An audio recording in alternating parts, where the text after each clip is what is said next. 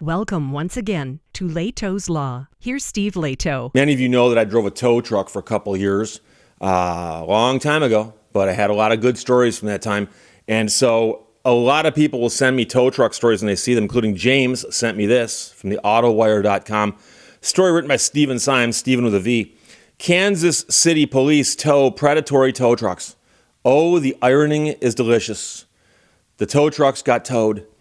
Plenty of people in Kansas City, Missouri are celebrating after police released images of alleged predatory tow trucks being towed away. It's part of a crackdown on the crime trend that we see not only in Kansas City, but plenty of other metropolitan areas as unlicensed tow trucks take cars, then demand big sums of cash to return vehicles. And one thing you should know is that if you get a tow truck and you plan on towing stuff within certain cities, you've got to get a license in that city to tow. And I had that issue arise when I worked at the gas station I worked at where I drove a tow truck. And so it was a gas station that had tow trucks. And I remember one day a client of ours or a customer of ours called and said that their car had broken down in Detroit. And they're describing where it was. And the guy who ran the gas station, him and his wife owned it, said, "I'm very sorry, but I cannot tow your vehicle." And she's like, "Well, I want to have it towed to your place so you guys can work on it. It broke down." And he goes, "Yes, but you are within the city limits of Detroit, and we're not licensed to operate there." Now, a lot of other cities in that area didn't require that, but Detroit did. And so she had to call somebody who was licensed to tow in Detroit and have her car dragged up to the gas station. So I remember encountering this issue that long ago. So detectives with the city police's property crimes division made several busts on April 25th, seizing tow trucks they allege have been used in predatory towing schemes. The department didn't explain exactly how many trucks they grabbed or who owns them. And in fact, they didn't even say if charges have been filed. When asked, they simply said charges are possible. The whole point of the KCPD social media accounts showing the tow trucks being towed away was to let the public know we're hearing them on these issues, says the captain, speaking to KCTV5. Now, if you want to be cynical, you could say it was all a public relations move, but I like to think that it is a form of performance art because they tow the tow trucks, and the people who own the tow trucks have got to go, how do I get my tow truck back? The same way when someone who owns a car that's been towed wrongly has to figure out how to get their car back. So, what's good for the goose, all that stuff. After busting one towing company it alleges was breaking the law, KCPD set up a tip email address for other predatory towing cases. As the tips came in, detectives started following up on those. Now they're making more arrests and busts and seizures, so the initiative seems to be doing something. However, allegations and charges doesn't mean anyone is actually going to face actual consequences, and of course, no one's guilty just yet. So it takes prosecutors and a jury and a judge, and we don't know what could happen. But remember, not everyone accused of such a crime is guilty. Remember that. But of course, when your car gets towed, what due process was involved in that? So you go to see a show downtown, you park your car in a legal parking spot, and it gets towed, and you come out and your car's gone. You think your car was stolen, but you call the police and they say, "Oh no, your car was towed."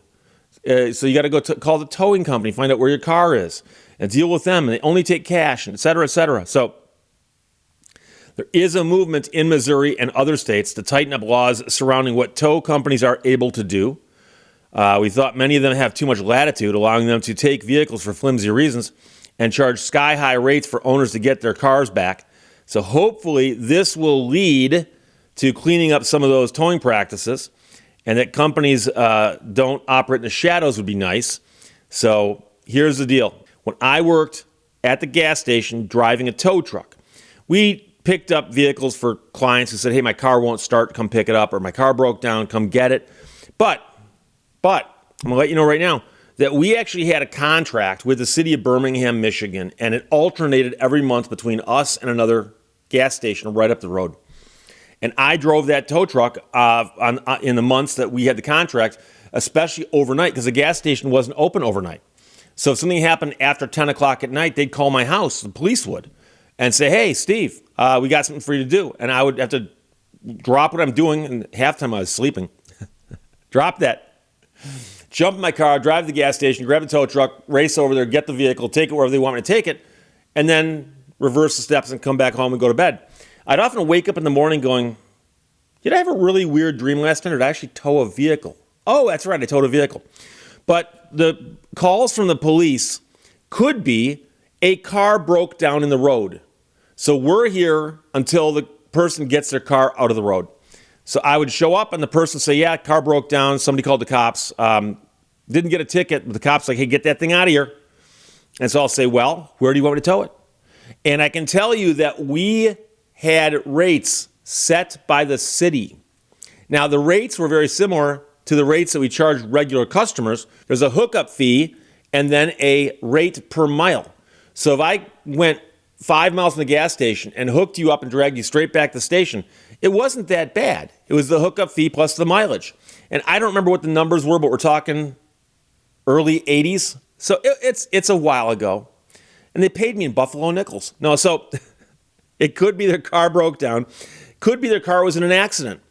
And here's where it gets tricky. I remember going to the scene of an accident late at night, and I'm picking a car up and go, where do you want me to take it? And they'd say, I don't know. And so at that point, I would take it back to the gas station, and then they would later call and say, my insurance company wants it brought here, brought there, whatever. I remember picking up cars during business hours, and I would get there, and the person said, I just talked to my insurance. They want this taken to the Pontiac dealer right down there on Maple Road. So I'd take it there, and I would charge them, and we'd go that way. Occasionally, I was called to impound vehicles. Actual vehicle, the police are standing there. We want you to take this car to our impound yard. And the city of Birmingham had an impound yard over by the train tracks, and it was a locked up, fenced in yard. And when I towed the vehicle over there, a police officer would meet me, open the gate up, I'd bring the car in, unhook it. I'd have the police officer sign the thing, and then drive off. But again, all of our rates were set by the city of Birmingham. Likewise, I could be called to come get a car that was parked wrong, illegally parked, or blocking traffic. And I remember, I've mentioned this one before. I don't remember if I mentioned it here or when I was talking to Ed Bolian on VinWiki about tow truck stories.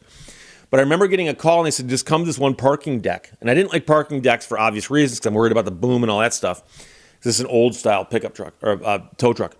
And I remember getting there and somebody had parked their car.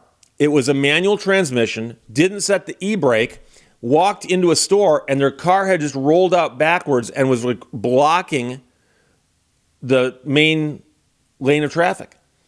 And I got there, and the car's locked. It's blocking that thing, and you can tell that that's what happened. It's in neutral. I look in there, it's a standard shift. So I believe in that case, I had to use a Slim Jim, pop the door open, because I got really good at that back then. And then I would move the car around and hook it up and tow it away. I wasn't about to try to jam it back in that spot and reset the brake. But, hey, if you pro tip, if you park your car, unless it's on perfectly flat ground, you got to be real careful about whether you've properly put it into gear, or you may want to use the e-brake. That's a possibility. Now, I can tell you, again, that those rates were set by the city of Birmingham.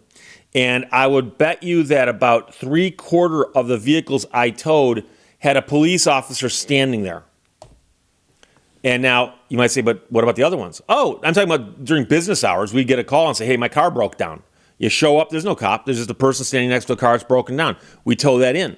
But I never once had a call where somebody said, come get this car, and I show up and there's nobody there. Every car that I towed either had the owner there or the person who was driving it, or a police officer standing there.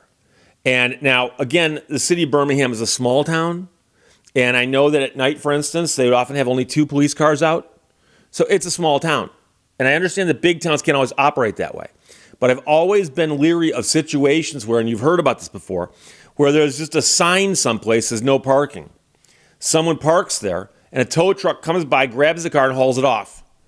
And you come back, your car's gone. Well, yeah, you shouldn't have parked there because of that sign. Well, where's my car now? And you start making phone calls, and you find out, oh, yeah, it got towed over here, and you want it back. It's going to be like $900.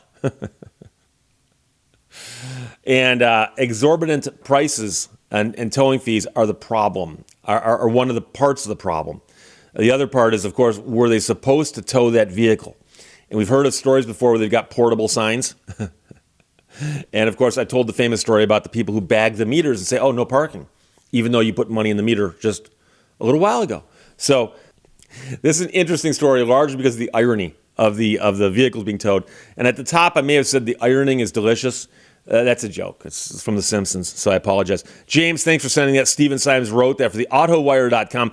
Kansas City police tow predatory tow trucks. And again, yeah, that is irony. Questions or comments, put them below. Let's talk to you later.